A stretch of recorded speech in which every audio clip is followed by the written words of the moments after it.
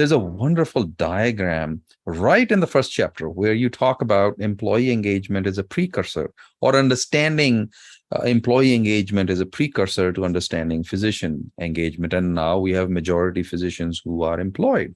And tell us about this diagram. I'm going to pull it up, and you are the expert on this diagram. Look how simple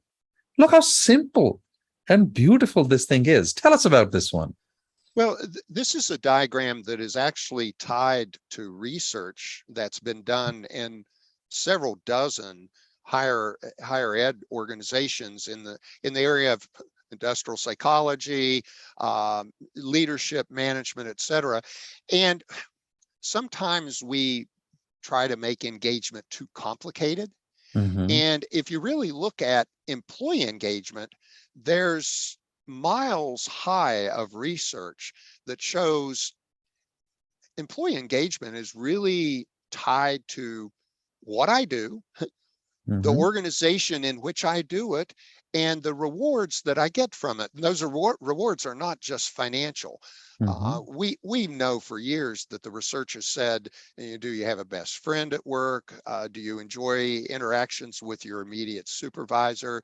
Is there camaraderie? So this is a way to simply, let's kind of start with a clear visual, and then we can move more deeply into some of the other aspects of engagement. Mm-hmm.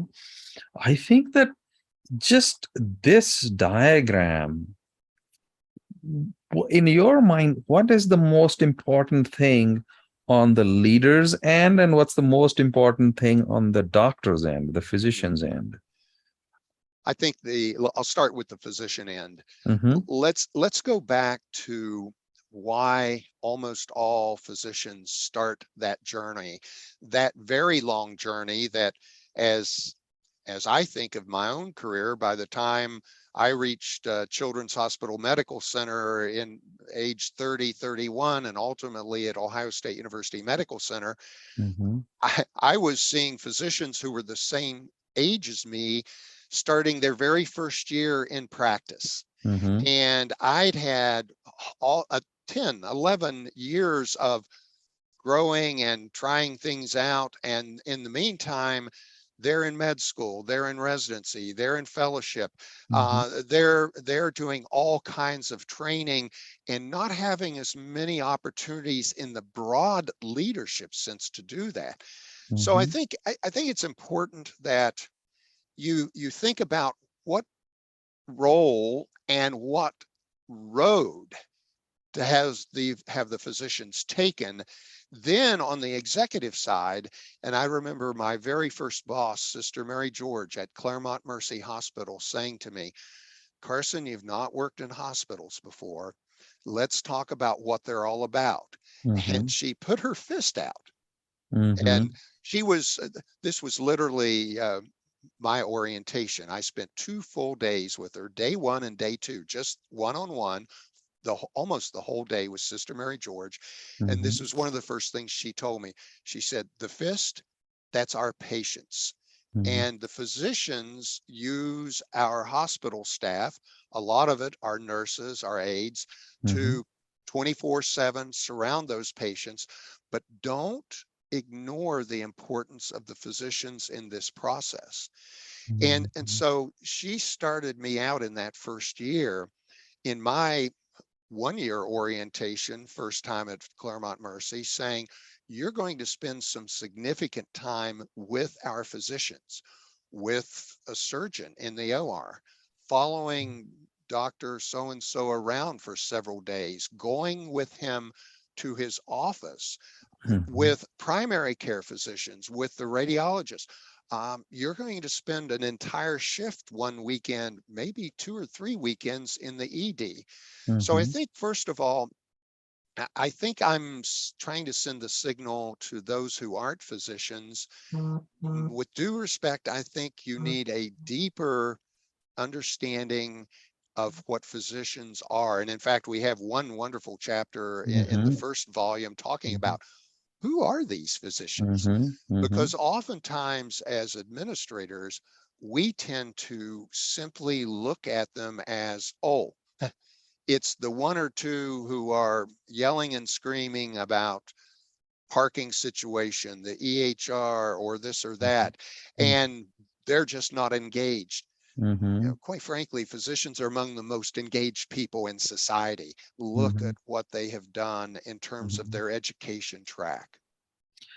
That is such a fantastic story and a metaphor, because it still keeps patients at the center of everything.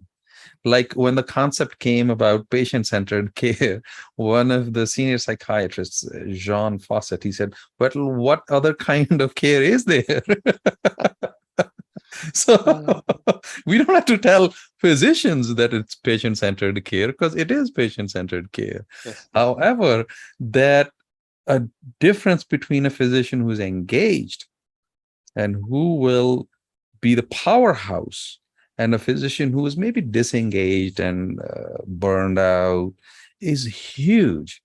And that's where these twin books are your tool to, that's how I look at them. It's like a toolbox. But you described that this CMO is using it not just as a tool for physician engagement, not a unidimensional tool, but a multidimensional toolbox to even invite younger physicians and creating a pipeline of physician leaders, almost doing a physician leadership development, and a tool for creating camaraderie, like you said, and people sitting and talking and coming up with wonderful ideas. Imagine the process itself is creating engagement as they are going along, starting a journey. That's such a fantastic example that you shared with us, with the metaphor that you learned from Sister Mary. This is beautiful. So, what other ways you think that it can be used right out the gate? uh, I think this appeals interestingly to younger administrators, or I'll even say younger people coming right out of graduate school who may not have had the opportunity Mm-hmm. to have thoroughly understood what is the physician issue. And Mm-hmm. I've talked to several of my nurse exec friends to say, you know, I'm not intending to ignore nursing leadership. It's Mm-hmm. obviously critically important. And interestingly, they've all three read the books, and they've said, no, they didn't imply that. And a couple of times in the book, I literally wrote, I don't intend to ignore APPs, nurse practitioners, et cetera, but physicians are an enormous part of this. And I also learned from Sister Mary George, if the physicians were relatively engaged, uh, the nurses weren't as negatively affected, and Mm-hmm. vice versa. So Mm-hmm. how many times have I heard over the years that we're trying to develop a stronger relationship between our CNO and our CMO, so Mm-hmm. that ultimately that can trickle down, so that we have wonderful engaged nurses working with wonderful engaged physicians. So I think it can appeal to the younger, but I think it can appeal to mid-level as well as senior level. Some books are targeted really at the C-suite, Mm-hmm. and that's it. Mm-hmm. Um, these volumes are not for just the C-suite. They can be certainly good tools there, because Mm-hmm. oftentimes, again, no offense to anyone listening, but we often view physician engagement in a very unidimensional way. Every Mm-hmm. year or every 2 years, we do a physician engagement survey with our outside survey research vendor, Mm-hmm. and that's how we look at engagement. Mm-hmm. And you know as well as I know, some of those surveys, there's only 12 factors. Oh, Mm-hmm. why are there only 12? Maybe there's 15, Mm-hmm. or maybe 3 of those 12 factors do not apply at the critical access hospital that has only 15 core physicians on the medical staff. Mm-hmm. Those questions may have no relevance whatsoever, or there may be some questions that just don't apply to an organization where it's solidly 50-50, 50% employed, 50% independent. Mhm. In fact, I worked with a wonderful co-author on one chapter in one of the books on how to measure physician engagement. Yes. And we ultimately, I don't want to fight with the firms that have very good business and have very good research on Mhm. physician engagement as well as employee engagement. But sometimes in the C-suite, you need to say, now time out. There's Mhm. some other aspects to physician engagement. And Mhm. again, my CMO friend who's now hosting the monthly dinners with, I think he has 22 younger physicians. And he said, what I'm getting out of this is this group have become, they're my special band of brothers and sisters. Mhm. And he said, one of these days, I'm going to have you come out and have dinner with us. Mhm. But so far, no outsiders. And he said, Carson, it's $30 a person at the Italian restaurant. That includes everything. And he Yeah. said, so I spend that once a month. I'm Mhm. getting so much out of this.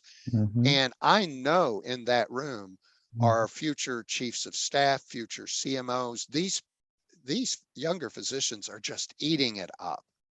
Well, I think that it's like winner, winner, chicken dinner. It's such a low cost investment, but the outcome is the pipeline, which is going to be so strong. And do you think these people are going to go somewhere else? They will stick together, the band of brothers that get created there. Measurement is a problem, by the way. And we started going deep into these chapters. These are not the only things that the books have. They have huge things, but it starts with measurement. And I learned it the hard way. There was a particular hospital where I took on the project of helping them with physician engagement. And I realized the 16 questions they had, 6 of them had absolutely nothing to do with physician engagement. And I don't know how they got into it, but then we had to take some corrective action there.